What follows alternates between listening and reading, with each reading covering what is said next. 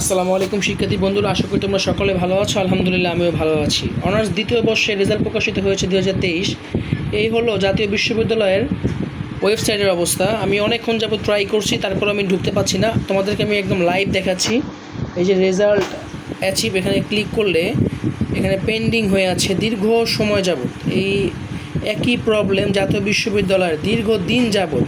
তারা এখনও TPP use করে, যেটা 2005 সালে ছিল, এখন 2025 সাল, কিন্তু তারা সে আগের 5 সালের নিয়মেই চলছে। তো আর কতদিন এই সমস্যা? এরপর আমি অন্য যদি আরেকটা ওয়েবসাইটে যাই, নিউ রেজাল্ট, তোমরা দেখতে পাচ্ছ। আমি আরও একটা যদি ওয়েবসাইটে যাই, এখানেও দেখো সেম একটা অবস্থা। তার মানে জাতীয় বিশ্ববিদ্যালয়ের রেজাল্ট দেখাটা হচ্ছে এখন সবচেয়ে বড় চ্যালেঞ্জিং।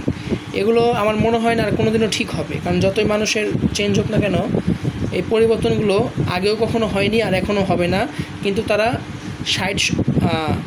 60% ক্লাসে অ্যাটেন্ডেন্স থাকার জন্য তারা বলে, পড়াশোনার কথা বলে, কিন্তু তারা রেজাল্ট, মূল্যায়ন এগুলোর বলা তাদের কোনো সারা শব্দ নেই।